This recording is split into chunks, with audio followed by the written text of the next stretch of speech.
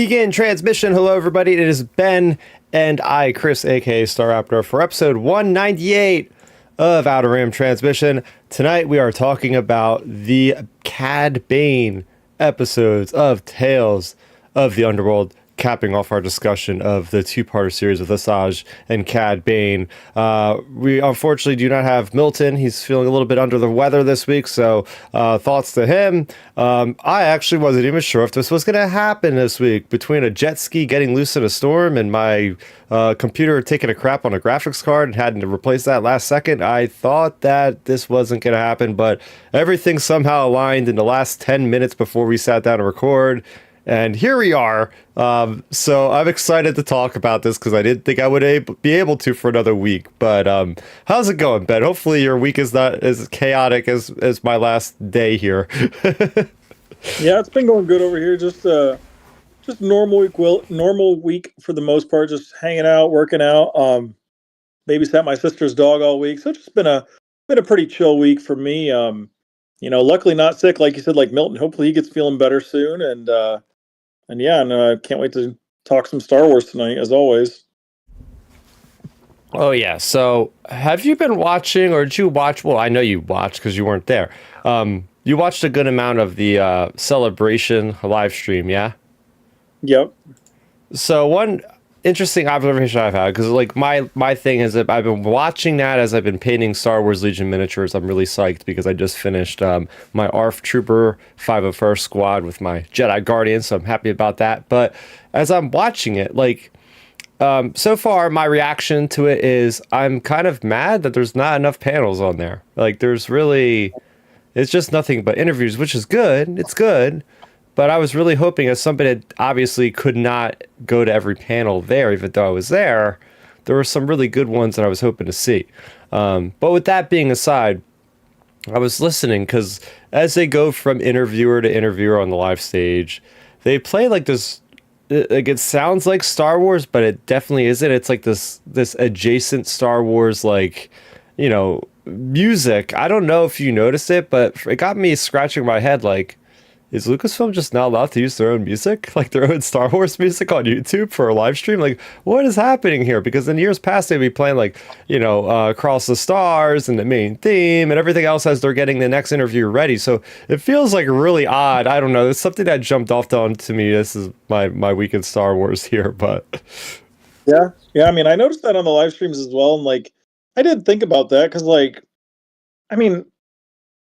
Yeah, I mean, they're the official Star Wars company, so they should be able to use their own music at free will without getting copyright struck. You would think, anyways. I mean, I don't know. It was weird. It is. It's kind of like, it's kind of like they had the, like I said, like the fake Star Wars knockoff sci-fi Star Wars music playing. yeah, I mean, it was good. I mean, but it was funny because like, if they would have said ahead of time or after the fact, like, so and so created this original score for like a new Star Wars tracks for Star Wars Celebration in Japan, I would have been down with that. But the fact is, like, they didn't say any of that, so I'm just like, well, why does it sound like it's just generic sci-fi music, sci-fi fantasy music at this point? Who knows? That was my little fun Star Wars thing, because I'll be honest with you, there's not a lot of Star Wars talk going on. I know last week we were talking about Battlefront 2 making a resurgence, and from what I know, it's still like up there on Xbox and PlayStation as one of the most played games. But yeah, other than that, it's really kind of barren out there, as you would expect. I mean, we are a little over a month away from the ending of Celebration, so but Andor's over with, Tales is over with. We're kind of in that point where we're kind of settled in. Oh yeah. I mean, it is. It's kind of that in between time. Now we're on the long wait to next May, another year basically. And that kind of transitions right into my week in Star Wars as well, since we didn't really talk about it much last week. Anyone who follows like Star Wars in this genre, would know Marvel's Doomsday got delayed by like 6 or 8 months. Oh yeah. And it got pushed out of the May time slot, which, the Mando movie next year takes place, I think it's like May 24th, 25th, somewhere in there. Mm-hmm. And Doomsday was the weekend before that. It was like the 16th or something. Oh goodness. 17th.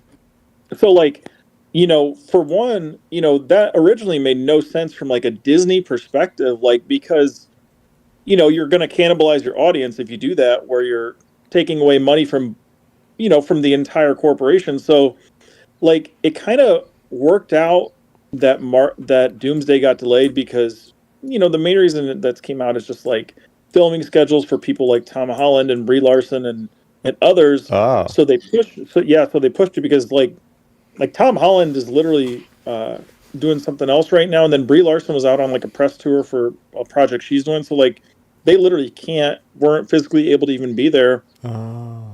So for me, for my week in Star Wars, it revolves around that because now the Mando movie goes from potentially having a solo situation like Solo had when that movie came out, because that went up against Deadpool 2, and it went up against another Marvel movie at the time. I can't think of which one. Oh, Infinity War. Infinity War.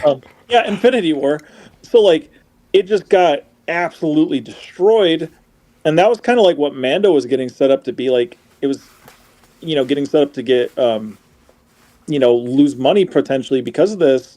And now that Mando kind of owns that entire slot for May, I mean, I think it's going to really help the Mando box office for sure. And especially like, the movie is reportedly like a lower budget movie, like it's like 160, Mm-hmm. 170. So, it has potential to actually make pretty good money now that it's in the clear for that month. Yeah.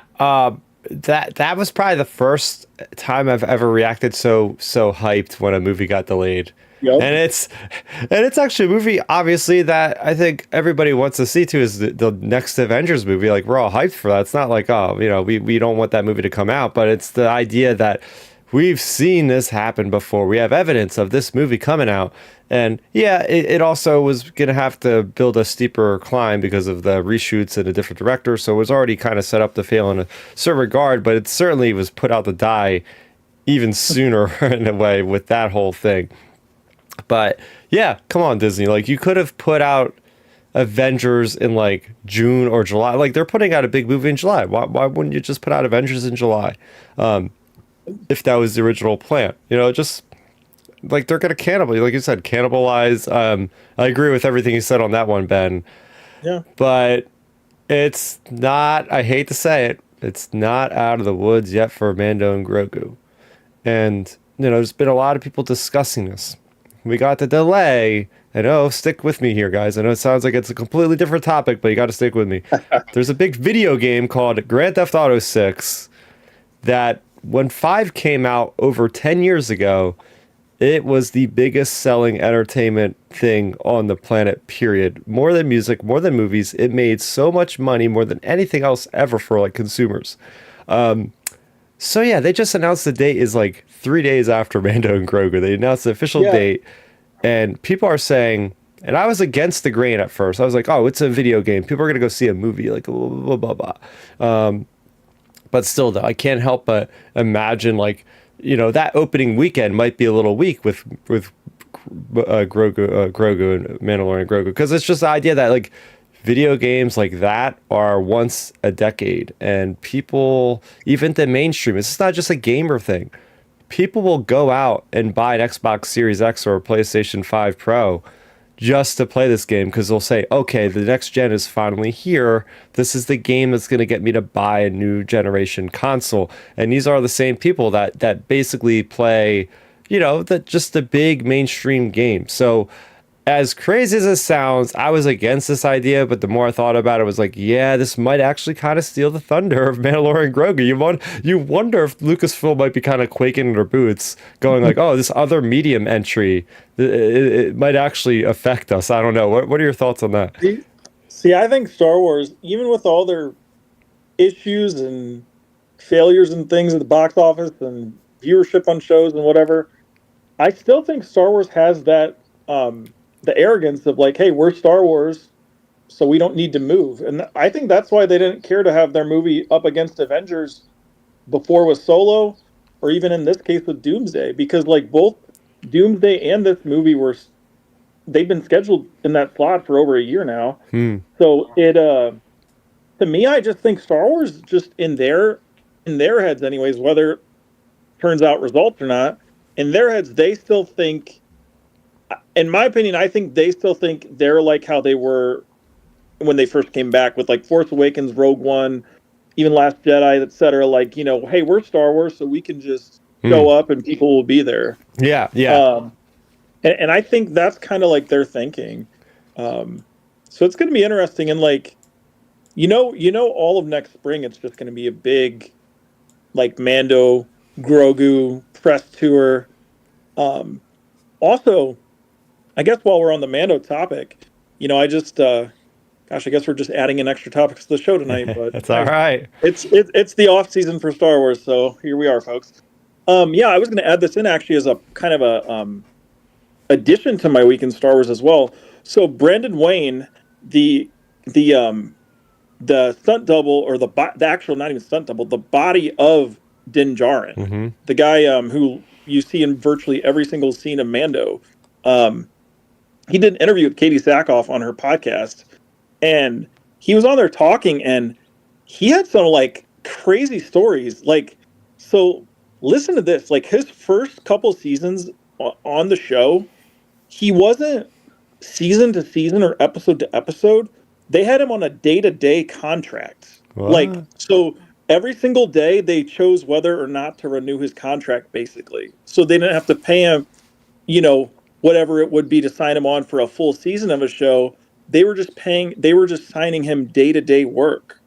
Um, so I was like, that's crazy. But the craziest part that came out of that whole interview with Katie was, so he had he they lost him on the operating table a couple times, actually. Like he flatlined What? because, yeah, because he had like a bad appendicitis like burst, I guess. Oh my And gosh.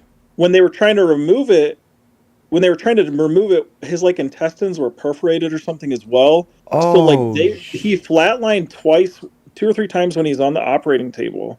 And then the craziest part about this was when this was happening, now, and it makes me look and like respect his work that much more. This was happening when they were filming the final parts of Mando season 2, Oh. and he still filmed all the scenes. Like, they didn't use someone else.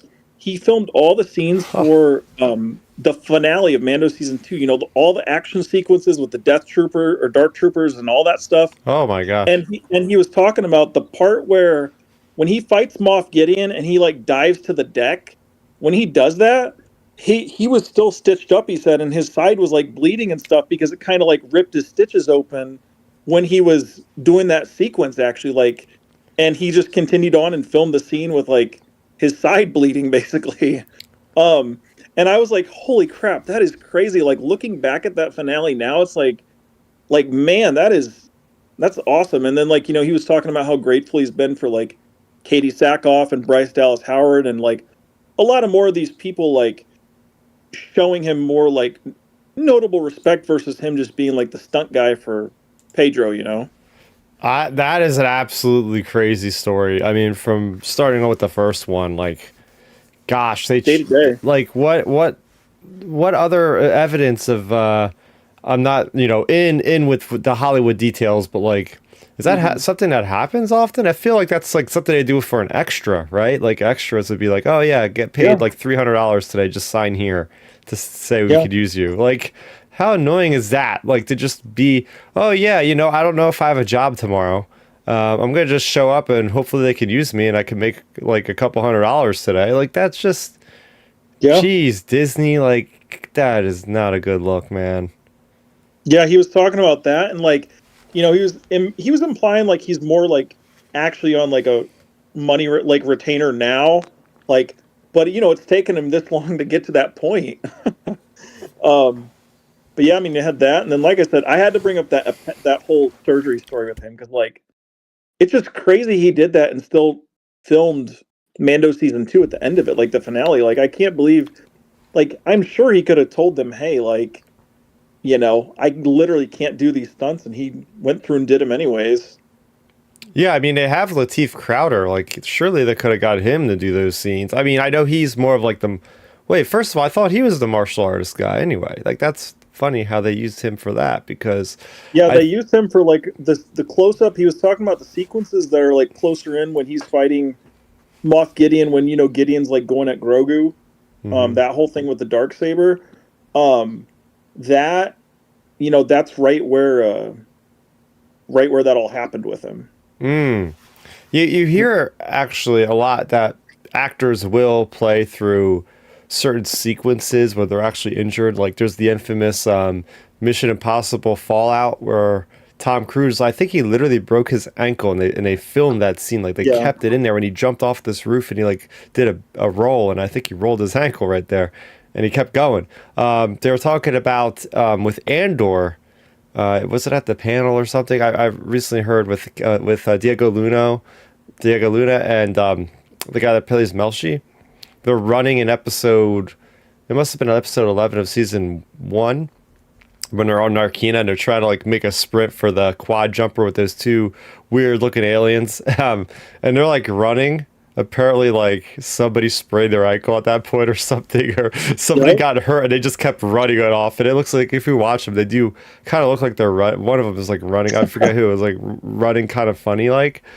But the idea that this guy's bleeding out and he's yeah. still just, my goodness, give this guy a raise. I know, that's what I thought too. I was like, dang, like I'm glad it is nice though, like he mentioned though, like it's nice that he's like obviously he talked about like how grateful he was playing, continuing to play Mando and all this stuff and whatever. But like he said, his thing is like he's appreciating so much how like he's getting more and more like actual recognition from like fans and like the bigger stars of the show like Bryce Dallas Howard and Katie and stuff because in the earlier in season one not many people talked about him unless you were like people like us Hmm. like in the know. Yeah, yeah. But yeah, so hey, I mean, I would imagine he's going to be in the Mandalorian Grogu, and hopefully he gets a nice big fat paycheck Yeah, for that. It looks like from what I'm getting from all these interviews, I've been listening to a lot, as I said before, about the Star Wars Celebration. There's been so many interviews with Jon Favreau and Filoni, and Favreau kind of keeps hinting at, like, first of all, Mandalorian and Grogu is definitely going to be smaller. He said there's not going to be like any grand epic moments. It's going to be a very personal story, but it almost seems like the way they're talking about like that actually might be the end for both of those characters, or at least like they're not gonna have obviously another season of the show, but yeah, that might kind of conclude their story for now, sort of thing. I get that kind of feeling, and I feel like Ahsoka season two is going to be a lot larger, a lot more galaxy spanning, and yeah, it's definitely going to be.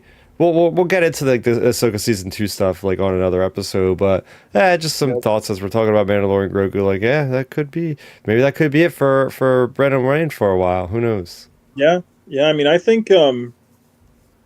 think I really do think with this movie, especially even from like the leaks I've seen of the trailer and stuff, I think I really think the Mandalorian and Grogu, it really is, to me it's starting more and more to feel like it's targeted toward the more like general audience, just like reigniting Star Wars, like planting its flag like Star Wars is back in theaters after all these years. So they want something. It's kind of like Force Awakens. Hmm. Force Awakens was a very, very safe movie, very safe movie.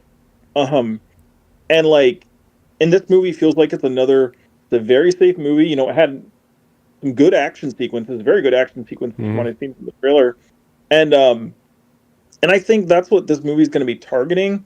We obviously have heard things about like the villain of the movie, and then the B plot villains, and I think with that movie, they're just going to be more targeting the general people, and then like you'll put in some breadcrumbs about like the Shadow Council and whatever that leads into Ahsoka season two.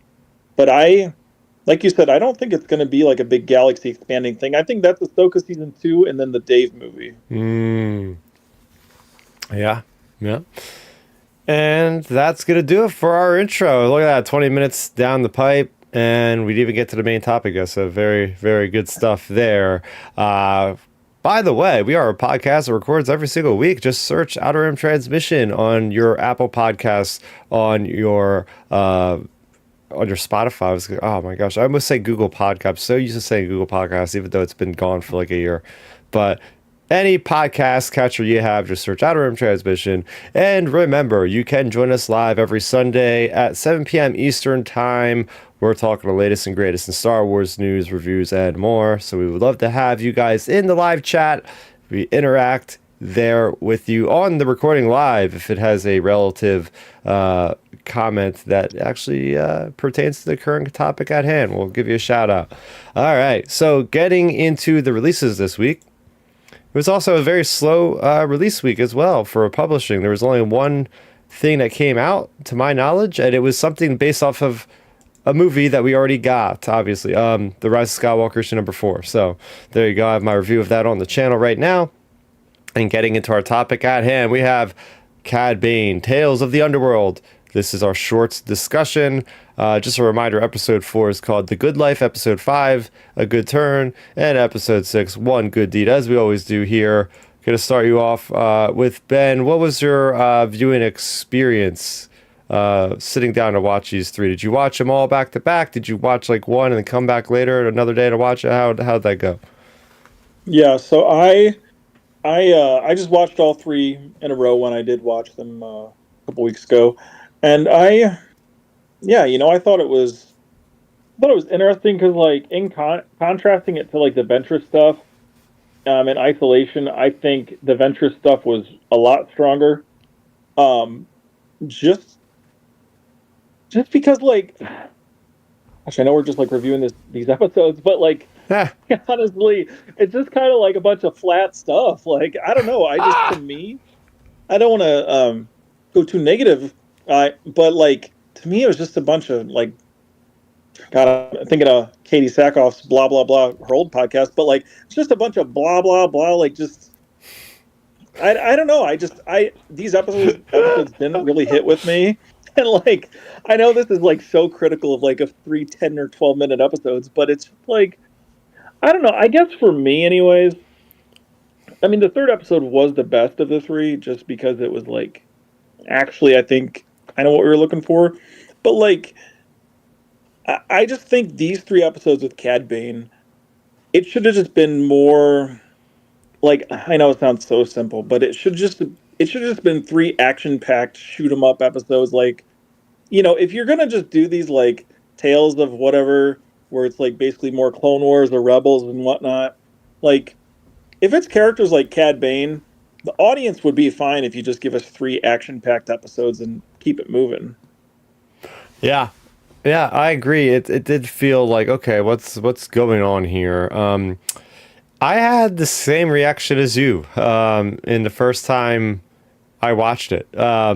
Which is a very interesting viewing experience. That's why I wanted to open up with that question specifically on how you watch these, because I think watching something in a binge format on a Sunday morning before I went to work, this is at like 5:30 in the morning where I'm half awake, I watch these Cad Bane episodes.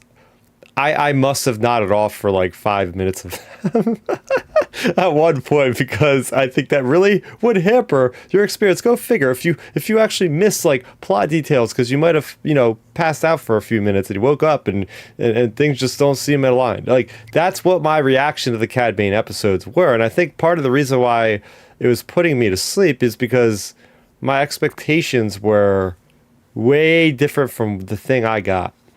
The thing I got was like, I gotta learn something new about Cad Bane. Why are we getting these episodes? Like, give us new layers of the character. And instead, it got the same darn character. And I'm going like, oh, like, that's not that interesting. Like, we're just on the same planet and we're not. I think the expectations were, this guy's so connected to the rest of these other characters. Like, why wasn't Boba Fett in any episodes? Like, obviously he was the mentor. There's even an allusion to that in the book of Boba Fett, and there's also an animatic that was never finished. Like, there's a whole bunch of stuff, like Jango Fett. Like, there's a whole bunch of stuff that could have been thrown in here. So that first viewing to me was just like, oh no, like, this is not what I'm looking for. And it sounds just very entitled fan, but again, it's like, you only got one shot at this, like really try to make it grand. So then after last week, I heard like, the we didn't talk about those episodes, but Milton did say he liked them more than the SI Adventure. So I said, you know what, I better give it a go again. I better watch these things again. So I watched them after work this time while I'm eating lunch. So I was very prepared, very alert. And I will say I did a 180-degree turn. I haven't done this with Star Wars in a long time. I did a 180-degree turn. I like these more than the Side Adventures.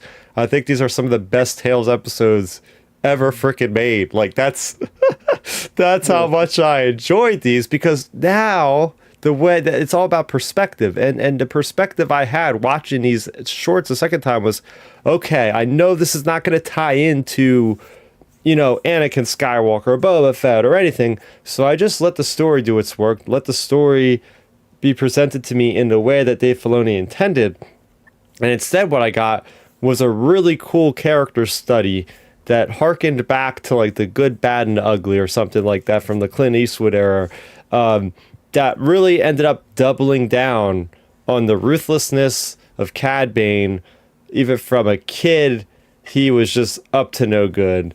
And very mature story, very just, there's like a love interest involved, like all this kind of like a love triangle kind of thing in a way. I'm like, whoa, this is actually pretty cool for Star Wars. And then I came away with going, oh man, like this was actually really cool, because it didn't do what I expected it to, but instead it actually opened up like this whole new planet, which I don't even know if they can. I looked it up. I don't think that canonically had ever been named, and even anything behind the scenes. If I were to guess, that was probably the planet Duros, if there is a Duros planet, because a lot of those people were Duros. But yeah, that's my opening thoughts. Is I was like, oh yeah, I watched it a second time, and I like this so much more. Well, see, that's the thing. I guess if you put it in that perspective, yeah, then it probably is a good, solid, good story. It's just going into something like a Cad Bane anything, your expectations are like you said, with him being so connected. I know people try to get at like cameos and stuff, but like this, Cad Bane would be the arc for cameos. Because you could throw in Boba, you could throw in Hondo, you could throw in whoever. Like I guess with me it was just like going in, it's like you said, I'm expecting maybe a shoot 'em up with Boba Fett or with Hondo, and those types of characters. And then it was just kind of like, oh, this is not what I was expecting. And then once you're into it and you're thinking that, it's like, well, let's just get through this. But when you flip it around like that, I mean, I guess it would be a good arc of Star Wars content. When you remove those types of expectations with a character like that. But it's like you're going into like a Batman movie, and then Batman doesn't put the suit on, and then it ends up being a good movie.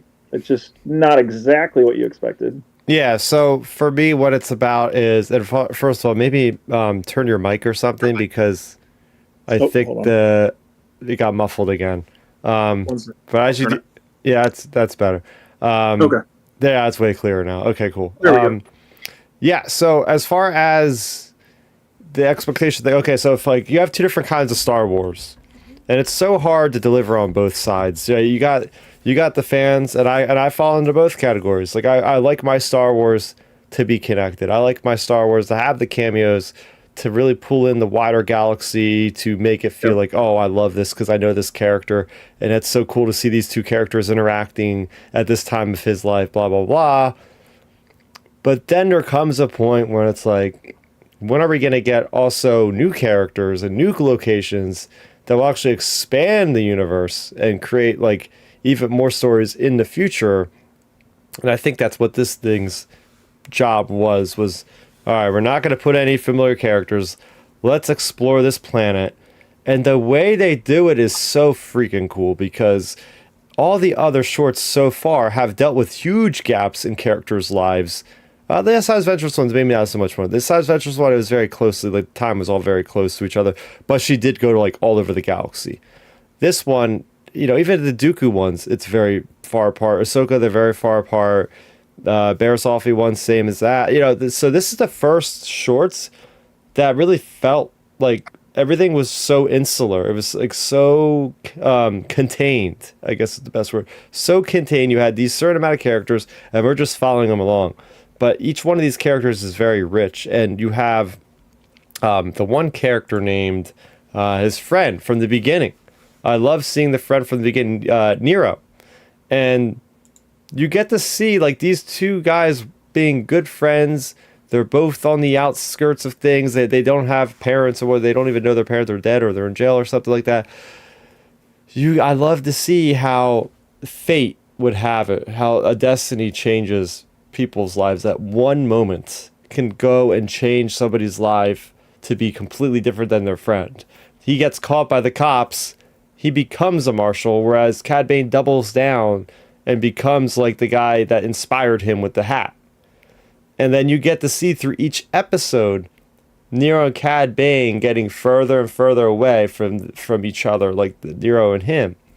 So I like that whole thing of, okay, we're not just learning about Cad Bane, we're actually learning about that other character as well. And I think that's why it was really effective to me, because by the end of that third short, I mean, it's only like 45 minutes of content, but I was feeling for Nero, because then he had the son that was there with him. And then, oh, what's the girl's name? I wrote it down somewhere, but the love interest, like I guess, you know, Cad Bane, and I keep wanting to say her name was Alex or something like that, but I just did not write it down. I do not remember, but not that I don't think it was a good part. I just, there's so many names in Star Wars, I forget them every once in a while. Okay, but I mean, what'd you think about the Nero character? What'd you think about the diverse paths that each one of these characters goes off by the end of the first short?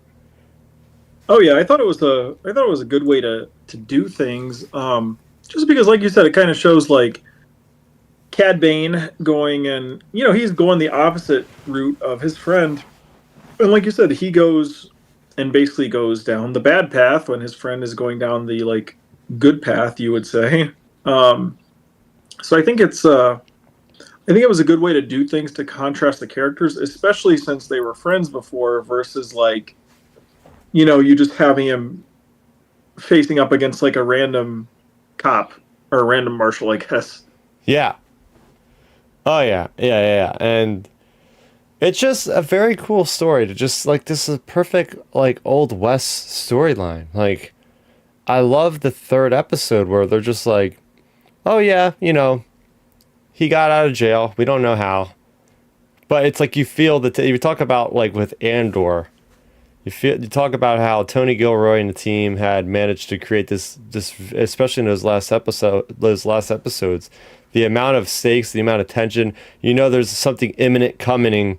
There's a big culmination, a big finish that's about to happen, and the Empire is just at the all like most evil part of Star Wars. It's just, you feel this, and you feel that with Cad Bane. You don't see him for a while, but they keep talking about like, oh, he's coming to town, blah blah blah, and then he shows up, and like everybody sees him and like runs away, and it's just like the presentation of these shorts were really cool. I just liked seeing Cad Bane getting the notoriety, like becoming notorious in that one place.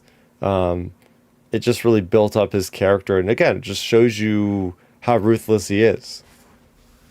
Oh yeah, it was cool seeing like him get like the roots and starts to his reputation, and I think that's always one of the coolest things with his character. I feel like no matter how it's done, like even in this arc, don't get me wrong, like I said in my intro, I would have preferred a little more like just different things altogether. But the thing is, they still didn't, like, Cad Bane's character still fits. Like, it's not like it's like a totally different character where Yeah. it's still Cad Bane, and like Cad Bane's character is always, he's one of those characters I feel like in Star Wars when he appears, you're always going to get at least like a B plus performance out of his character. A good solid appearance, and like this is no different. Like, I thought they did a really good job, portraying him. Like, just like, Cad Bane just kind of brings that like,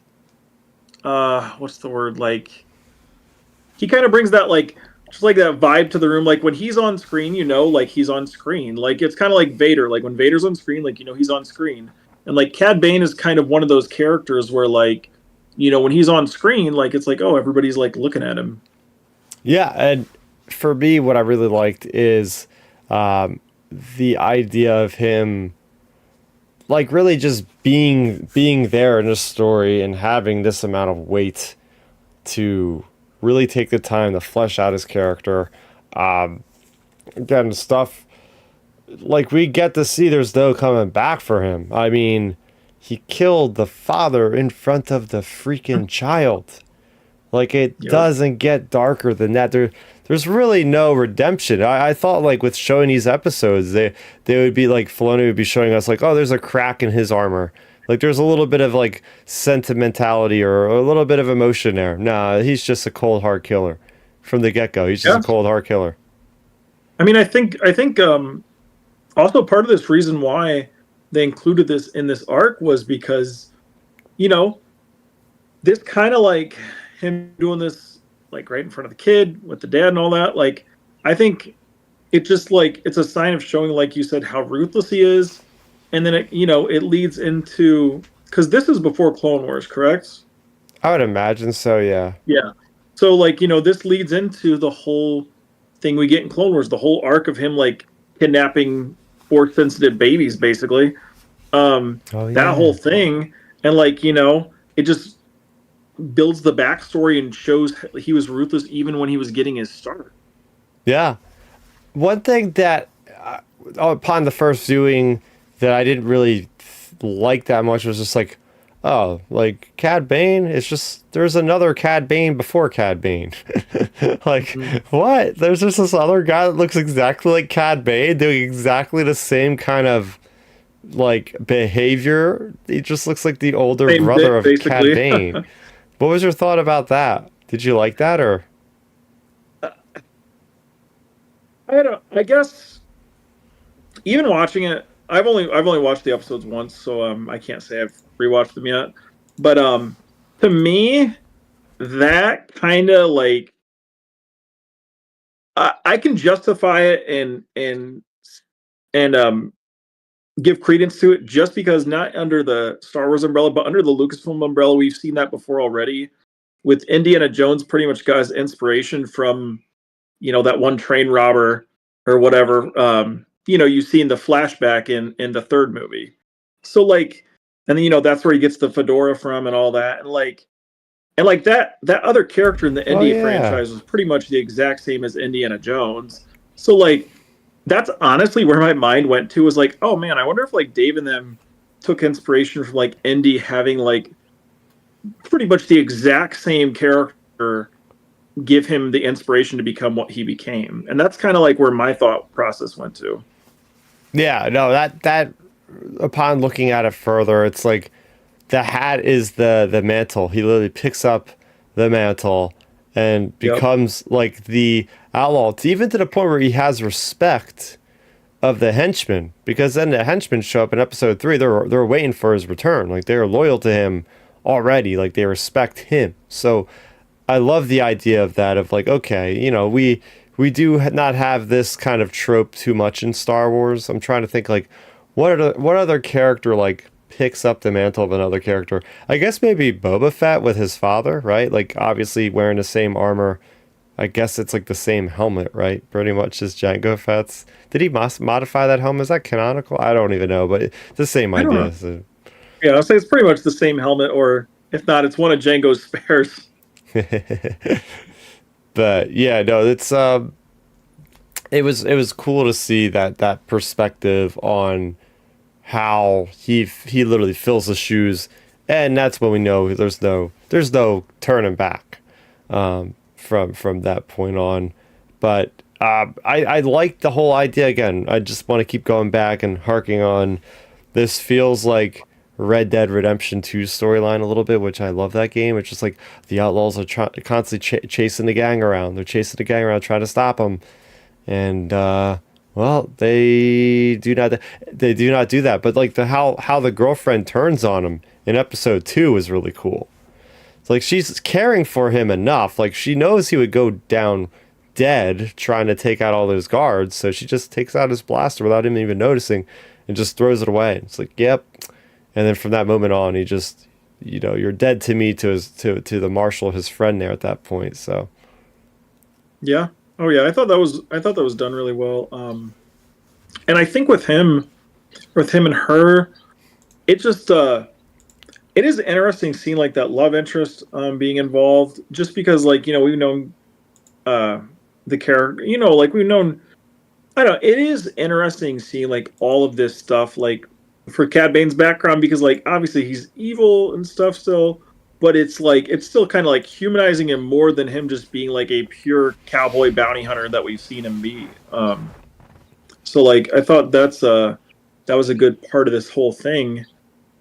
And yeah, like I think the thing with him is it kind of like, to me, it's kind of like he's one of those characters, like he has like, it's like the criminal's code of honor type thing, I guess. Like, I don't know, he just comes off as like one of those types of characters. I mean, like, look, we've even, how we've seen him even in Book of Boba Fett, like, um, like, oh, some of his appearances, like, it's not like he's just pure, just like, I don't know, say on the extreme, and like Saul Guerrero just causing chaos. Like, Cad Bane has like a code, and it's definitely an interesting uh way they portrayed him. yeah, I was really hoping that we would see the final short would be like him getting up off the ground of Tatooine with his little droid buddy. He's Yep. alive, and again, that's for the expectations get me. I'm like, oh, they're gonna do this, they're gonna show this, Yeah, and with then they just Frodo. show the other side of Cad Bane. At first, I'm like, I don't like this. This is slow, like you said. It's boring. It's like, what's going on? It's putting me literally to sleep. Like, what's happening here? But on further inspection, I really, really dig this. What other points, if we didn't hit them, would you like to talk about? With these episodes. Oh, what another one? Great music. Notice the music at the end was really, really good music there.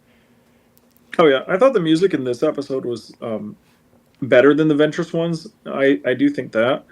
Um, and I think as well. I mean, it has to be stated, as we did last week with the Ventress stuff. The Cad Bane, just the way they designed the character model for him, I think it just improved more and more and more. Because like if you look at like the oldest possible iteration of him from Clone Wars to now, it's a complete 180 difference of the way the character looks, like so much more detailed. And I just always really appreciate.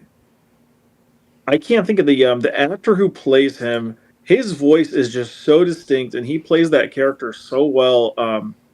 He's one of my favorite voices in Star Wars. Oh yeah. Oh my gosh, it's so good. He's Oh got yeah. that the perfect casting for a Clint Eastwood Star Wars character. Oh yeah. Oh yeah. So I was Gravelly happy about voice. that. Oh, Yeah, I was just saying um, like the cool gravelly voice and the kind of just the animation of him is great too. Just the cowboy esque, the outlaw cowboy esque of him. That's what he is, and they got him into Star Wars universe, guys. That's what's so cool about Star Wars. Like you have like the knights, you have the smugglers, you have just like the bounty hunters. You have the mystical side of things with the Jedi and the Sith, but then you have just straight up cowboy outlaws in Star Wars like Cad Bane, and they get that archetype so well with him. yeah. Oh yeah. I think also with him, like you mentioned, I kind of was like in the back of my head expecting to see, uh, like I don't know, like we said, a lot of this to go differently, and then at the end of this, like a fade in, fade out of like his like beeping chest thing, and then he just like wakes up or something, or something, just something or another with a continuation from the Book of Boba Fett. Um, but I do think with him, I think his character is a good enough character. It's not as well known, obviously, as like any of the big hitters, but it's a good enough character where he brings enough gravitas to the role where like it's a good impact. And I think that's why there's potential for him to still be alive. because of that. And like, to be quite frank, like, I mean, we haven't seen the Mando movie, so I can't say any criticisms of it. But like, they're doing Embo for that movie potentially. Man, we could have had Cad Bane be the villain of that movie if we're gonna Ooh. just have a villain from Clone Wars. To be honest with you, um, so like, I don't know. I hope we get to see him again in future projects, just because his character is a really, like, he's probably one of the better side villains, if you would say that. Like, to me, in terms of like impact and things, like, of my own personal interest, like when I'm like ranking like villain characters, like, he's kind of in that like Dooku level. Like, Dooku's a good villain, but he's not like Darth Vader or the Palpatine or something. And like, Cad Bane kind of falls in that like Dooku, uh, Grievous, like those sort of like the B level villains, which, those are all still really good characters, and I think Cad's a really strong one. Yeah, that is good to see. Like, okay, where does this stack up? This certainly, as you said before, doesn't diminish his character. If anything, it just shows you the origins of how he became such a hard type jerk kind of character. That does have some kind of code in a way. But yeah, I mean, you think of the top bounty hunters. You think of Boba Fett. You think of Cad Bane, right? Like these are the two I think that most will spring to the top of their brain of, the guys that have the most persona. They have the most presence with what they're doing, you know? Oh yeah, for sure. Now with Cad, kind of expanding this topic a little bit, um, here's a question I guess to throw out to our chat and to you. Where would you like to see him next? Like in a future project? Like hypothetically, if he Oh, would I live, know. if he was dead, would you like to see him in a show, a movie, a game, a book, a comic, a what would be your next step for Cad Bane? What's the cool thing about Cad Bane is that he literally can be in just almost about every era of Star Wars. If you want him to be in a pre-Clone Wars story, he can be. In fact, he already was in the miniseries that predates the Phantom Menace, with Maul getting his start with trying to kill his first Jedi before the Phantom Menace. So he was in that with a group of bounty hunters, with R. Singh included. You could have him obviously in the Clone Wars. You could have him during the reign of the Empire, as we've seen him show up in Bad Batch. You could have him in what I think will be the most likely case, him and Asajj even actually, in Maul Shadow Lord. I mean, these are both characters that are literally part of the Underworld, as this name suggests. And that show is diving deeply into the Underworld. So even though it's about Maul, it's been, even Sam Witwer was on the comms earlier this week. Another little story came out. He gave a quote saying, "This is going to be about Maul versing worse people than him, essentially." It's like Maul, who's bad already, fighting worse people than him as far as the bad spectrum of evil in Star Wars. So I could certainly see. I think that's the most likely place to see him next. And yeah, he could literally be in the original trilogy, and he's in a New Republic era as we see him. And so this is the cool thing about a character like this is he can show up literally whenever, basically. Oh yeah, yeah. See, that's the cool thing about him. Like you said, I feel like there's a really good chance, very strong chance, we see him in the Maul show. I mean, who knows? Maybe like hypothetically, if that is Maul's apprentice that we've seen, like maybe Cad like takes her out eventually. Maybe that's why he doesn't have her by the time Rebels comes around, and that's why Ooh. he's looking for an apprentice in Ezra. Like maybe you get something like that.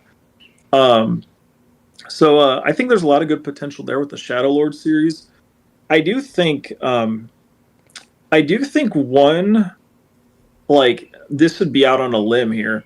If they ever go back, which I don't think they will, so this is probably never going to happen.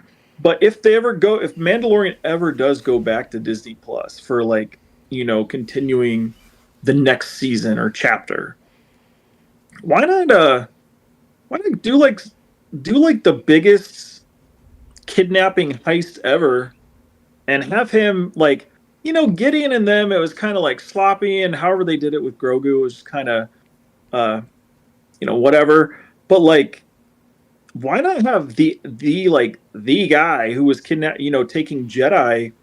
Like, why not have him get hired to deal with Grogu and Mando? And like, you know, we could get some really cool stuff like with Din Djarin versus Cad and so on. And then you could tie in, hey, Tamara Morrison's been begging to come back by the sounds of it. So like, why not? There's your entry hole to bring Yep. in Tamara Morrison back, saying, hey, I need your help to, Grogu got taken, and like, and then Boba recognizes who it is, yada yada yada. Like, I think there's a lot of entryways they could bring Cad into the whole Mando and Grogu spectrum. Also, mainly forgetting like that whole idea of him taking Grogu, it just fits like the Western vibes of the series and stuff. And like, the Empire has been known to employ bounty hunters all these years for Mm-hmm. so many different things. So like, who's to say Cad isn't hired to do something again, like by the First Order regiment? Because like Thrawn, I mean, Thrawn's recruiting everybody. He has like the Dathomirian witches and stuff on his side. So like, who's to say he doesn't call up Cad Bane? Mm-hmm. Yeah, But so for me, like I look at Marvel's template, and I know they're doing something soon with another one of their one shots. They did one for live action for the Guardians of the Galaxy holiday special. yep, They did the Werewolf by Night, and they're doing a Punisher like one shot, and those are basically like 45-minute like one shot. Like if you think of a comic book, a one shot is just like a self-contained story for one issue. Do that with Cad Bane. Have him live yeah, action. They've already done him really well. I've seen like the cybernetic like mask at Celebration one year. It's super complex, but that's why the animatronics look so good in the facial expression. Like you got the suit, have him just do something kind of like this story, but live action, and then actually have like the Boba Fett face off like in live action. Like get Daniel Logan in there. This will be a younger Boba Fett, and do that story for real since they're already making a reference to it in live action. Actually do the thing in live action and have like a good 40-minute episode of like them training, going at a flashback, and it goes fast forward to the end point where you got to actually see the dent forming in Boba Fett's yeah. helmet. That's a pipe dream. Yeah, I mean, hey, we got to get that answer eventually. Why Boba got that dent? Because like technically it hasn't been answered yet. So, um, hopefully they show us that at some point, because I think that would be great to see that. And especially in live action, like, man, if they would just announce, hey, we're doing like a 45, like we're doing an hour long special, Cad Bane, Boba Fett, Western shoot 'em up, little self contained story. I mean, I think that would be so cool, just to have it play out like that. And like you said, bring back Daniel Logan, let him do the role, and yeah, I think there's a lot of good potential with Cad Bane. And like you said, I think he could be in a lot of different media. Also, Chris, I mean, for you, gosh, especially for you since you're the gamer here, um, man, what if we get like the next whatever the next Star Wars like thing could be, like, obviously Jedi's coming out, whatever, but like, if we, or I mean, who knows, or even if, what if Outlaws gets like an update, like, Mm. could you imagine like Outlaws getting an update where like you're the main character and you got to go deal with Cad Bane and being like a Yep. shootout with him during the OT Oh, or something? Like, they could drop him into a game like that that's what I and it mean. would work seamlessly. Oh my gosh, why didn't I ever think about that? Like that's the perfect place to have him, actually. And it does make me wonder, like looking back at the whole War of the Bounty Hunters saga that was going on back like 2 years ago with Boba Fett and him trying to get Han Solo back to Jabba's palace, and you had Dengar, you had Boss, you had Furlem, you had Zuckuss, you had every possible bounty hunter but Cad Bane. Like, what the heck was Cad Bane doing during that time? Like, just sitting on his butt, just with the droid, just oh, we're gonna just I guess they're sitting on Coruscant enjoying the good life or something. They don't have to work, and then they run out of money. Then that's when they have to start working for the Pikes. I don't know. Pretty much. I mean, hey, Cad probably was just like, well, I'm I'm too good of a bounty hunter. I'll just like let all these underlings deal with it. Oh um, man, but that was a fun discussion of the Cad Bane episodes. If I were to give them a score out of 10, I would give them a solid 8. 8 out of 10 for me. The first viewing, just don't ever recommend watching Star Wars tired, everybody. Just watch it when you're more awake. That's my yeah. my point of the story here. What about you? Oh yeah. I mean, I experienced that firsthand. You, all those years when I was trying to watch Bad Batch at 3 in the morning, and that made me hate that show. And then I ended up liking that show. So, definitely watch the shows when you're awake. Ideally, after coffee or like midday or afternoon. Do not do it when you're tired at all. So yeah, that's like the big caveat with these. But yeah, like you said, I think reframing it without like what we were really thinking this would be, um, without those preconceived notions and things, I would say it's probably a good 7, just a solid 7. Like to me, it falls right in the category with the venture stuff too, like where it's just like just another solid batch of Clone Wars episodes where it's just like a solid arc in a bigger picture of Clone Wars episodes. Yeah. Yep. There you go. There you go. So, what were your thoughts on Tales of the Underworld in general? We have now gone through it. We are now current on the latest Star Wars things and having reviewed them. So if you're new to the channel, if you're new to the podcast, go back in time. We have every possible Star Wars on-screen thing reviewed at this point, including Andor, including The Acolyte, including The Bad Batch, including Ahsoka Season 1. And we'll be talking, of course, about The Mandalorian Grogu, which is unfortunately the next live action, but I'm pretty certain, I'm not certain, but I would like to think that we're going to be talking about a new animated series, hopefully sooner rather than later in the beginning part of next year with Maul Shadow Lord. So crossing our fingers that comes out kind of like really rapid pace, like the Bad Batch came out. Yeah, I think there's a good chance it should. Like the idea in my head is like Maul's going to be early in the year, then spring through summer is going to be Mando, Yep. and then fall is probably Ahsoka, Oh like yeah. that October range probably for Ahsoka, I would guess. Man, that's gonna be so good. Can you put that in perspective, like how good that's gonna be? Because not only that, like we're getting the best of everything next year. We're gonna get a new game. We're gonna get Star Wars Zero Company, brand new game set during the Clone Wars. Mercenaries from all over the galaxy having to work together to team up to take out the Separatists and this crazy thing they're doing. So you get that. Then you get an animated series set right after Revenge of the Sith. Then we're getting a freaking movie for the first time in like 7 years that's taking place in the New Republic era. And then we're getting Ahsoka, which is also taking place in another galaxy completely. So that's a live action series. So we're getting like everything checked off as far as the different kind of media from Star Wars next year. It might seem like it's less, but when you put it in full perspective, like I just did, not to mention we're gonna get book 2 of Reign of the Empire, which is just an incredible Mask of Fear by Alexander Freed. If you haven't read that and you love Andor, you got to read that. It's a mandatory read. If you liked Andor, you should read that. It feels like a prequel to Andor.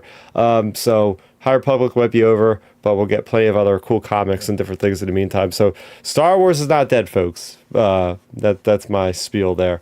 But that's going to do it for episode 198 of Outer Rim Transmission. I'll throw it over to you, Ben. Where can people find you? What are you going to be talking about this week? Are you still talking about Madden? Uh, no, not really. We're in the off season of that too, so it's usually every year, like the whole basically June to August is just like the dead season for me in terms of most of my interest for the most part. So luckily we have movies coming out this summer, but uh, but yeah, so you can find me talking about probably getting hyped about DC actually. Yeah. With all the Superman stuff, like I'm so hype about Superman. So you can find me talking about that as well as fitness and just Star Wars, of course, at Real Ben Maynard on X and Instagram, and then you can find Milton at Milton Weber 7 on Twitter or on X, and then his Instagram is Milton7Weber, and he's been posting a lot of like fitness updates lately and his countdown. I mean, it looks like based on his post, anyways. He's kind of like obviously I would be too, but he's counting down to his wedding, which is in at the end of this month in just a few weeks. I think it's the 28th of this month, so literally 4 weeks away from today.